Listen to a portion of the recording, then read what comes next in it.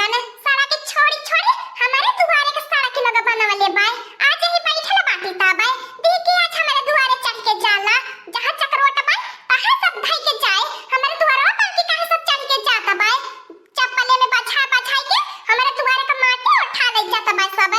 जब सामने वाले अपने दुआरे पर की नहीं चढ़ के जाए दी है तब भला हम अपने दुआरे पर की चढ़ के काहे जाए दिए बे ए बुढ़ंचो तू अपने दुआरे पर की चाहे चढ़ के जाए क्या अच्छा मत दिया सामने वाले का ताजी हिस्सा ताजी में नहीं मारा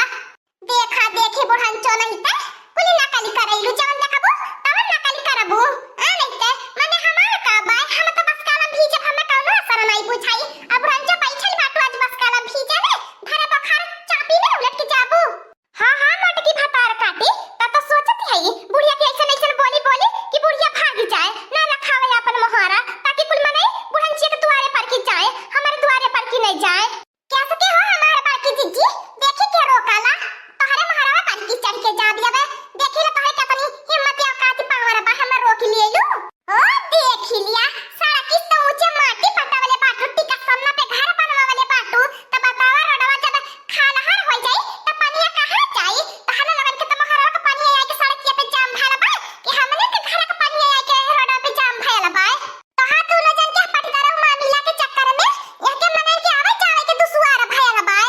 चढ़ा खाली में मैं उनके दुआरे सूच पटाई मैं उनके दुआरे सूच पटाई मैं केहो से काम काहे रहो अब पटावा ना दुआर पानी जाए के व्यवस्था लगाइए हई रोडवा पे कहीं पानी करे हो अपने अपने मोहरवा का जा तो तहला लगन के मोहरे से देखी ल का करैलू अब बूढ़ा परबू ने ते चलना रोलाई के रोडवा पे पानी उठा उठा पटकबे मछरी तो होवे लगबू हमार सब पंचन के आवे जावे में कितना समस्या होला तो हलवर का तो आगे घर बाय आगे दुआर मोहर बाय त पानी जाम का तू न जानी अपन दुआर रखावत है बस काला में हम सब पंचर कैसे जा उड़ के जा अपने घरे दुआरे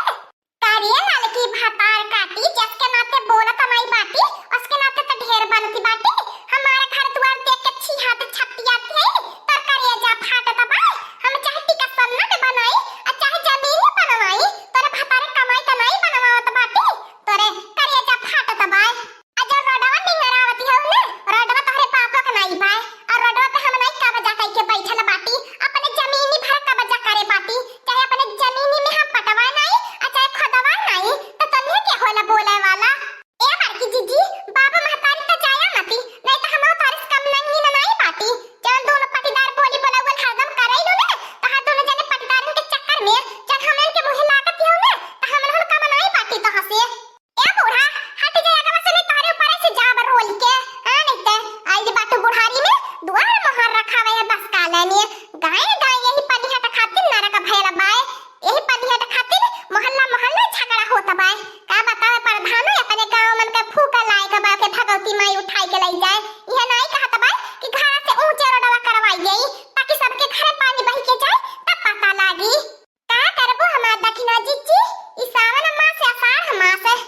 ऐसा होइए न सका जने मोहल्ला में झगड़ा न हो पानी हट खाती ने मुहा का हमार ताकत चाहिए जल पानी मन की सोचा मत हमारे द्वार चढ़े के ताकि नाई के बूढ़ा न कुछ हिला पाइबू न कुछ बिगाड़ पाइबू जइहे तोहरे ऊपर है की चाहे तोहरे जिंदा पे जाए और चाहे तोहरे लाहास पर की जाए लेकिन जइहे तोहरे है मोहरे पर की सोच ले बूढ़ा कपार फरावल हो जाए त का से लेकिन जब चढ़ के तोहरे दुआरे से बड़ी ढीठ है भतार काटी नहीं ते हमारे द्वार हम तोर कवन जोर बाय कवन साझा बोझा तोरे चाहिए हमारे द्वार पर की चढ़ के जाबी अजीब जबरदस्ती बाय अब आई बड़की जीजी जबरदस्ती नहीं देखे बाटू अगर हमार दखना जीजी हम जबरदस्ती उतारू हो जाई ने तो तहां लगन के परसता में सकलिया नहीं पहचानी आई एम फसियाई देबे सड़किया पर का पानी जानी जाम भर बने यही में लाला ना हुआई देबे कारिया तन्हे कवने के घर का दिया पपहिया बाटा तन्हे के जबानी कैची की नहीं चलती बाय बता हमसे नहीं अब तक के जबान लड़वले बा आ तन्हे तापन जबानिया कैची की नहीं चलावत बाटा आई बस कलवा में छतरी उतरी लेके घूमत बाटा अपने मन के ए बूढ़ा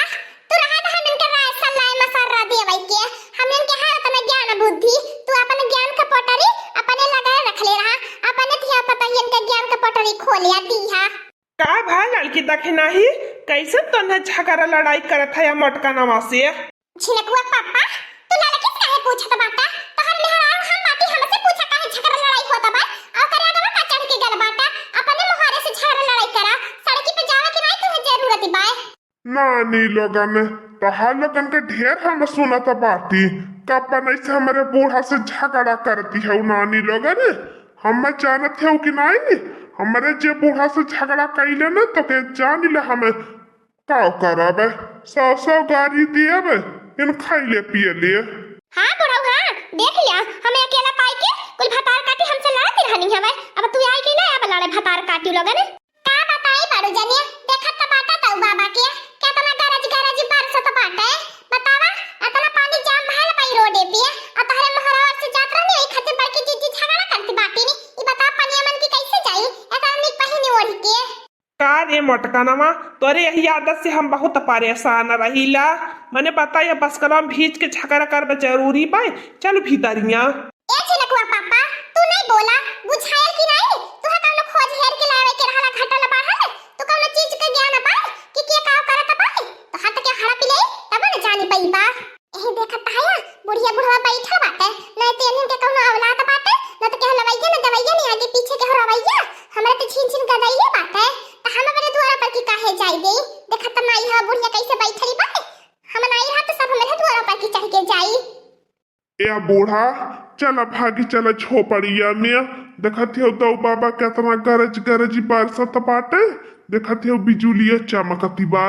ए बूढ़ा भागी चला जाए तो महरा पर की कह चली जाई मटिया नहीं उठा ले जाई नहीं दुआरवा खियाई जाई। ए बुढ़ऊ तू समझ जा बूढ़ा के समझ आइला तो हम लोगन के नहीं लोगत इतना रड़ा पानी भरल बा कैसे जात हमन लोगन नानी लगन भतार काटी लगन चाहे लाभड़ी में लाभड़िया मारती रहल होबू नहीं हरे में ये ढेर तो हर लगन के पानी से परहेज भैल बाय रोडा पर की जाबू बूढ़ी नहीं जाबू रोड तालाब नहीं बाय पनिया में है पनिया जाबू डुबुकी खेल जाबू का। ए मोटकनवा चलू घर के भीतरिया भीज जाबी बीमार पड़ जाई तो के डॉक्टर ले जाई सुई दवाई करवाई। ए छिनकुआ पापा तू जा भीतरिया जा तू वही बीमारी आ जाई से डरा हम नहीं मोटका बंदुआर छोड़ के जाई है का करबा बारू जानिया नन्नी में हरारन के जब बनाई के भेटात ते ऐसे है टोला मोहल्ला कुल झगड़ा कराईनी पन हटावे खातिर। ए ललकी दखिनाही तो न रहे द लड़ाई की जाए दिया जाबे आज प्रधानवा से बतियाई के आईबे ई रोडे पे माटी पटवाई देबे नहीं तो हल लोगन के समस्या होई नहीं तो हल लोगन के समस्या होई। रोज के करका झगड़ा से हम तंग आई गेल बाटी हम रोज के करका झगड़ा से इतना परेशान हो गेल बाटी कि आज जाते प्रधान के बलाई के लेके आवत बाटी। सुन ले लो बूढ़ा कान खोल के खाली छिनकुआ पापा तोहरे बात पे मान के हम भीतरिया चली चलत बाटी तहर लगन के पटकर मामला के चक्कर में पंचन के तकलीफ ही होले समस्या होले आवे जावे में रोड सरकार भतार काटी लोगन बनवावले बा रोडे पर की आवाज के हो के तुआरो चढ़ के आई बुझाईबू चाहे द बूढ़ा चाहे द चला भीतरिया भीजबू परेशान होई जाबू।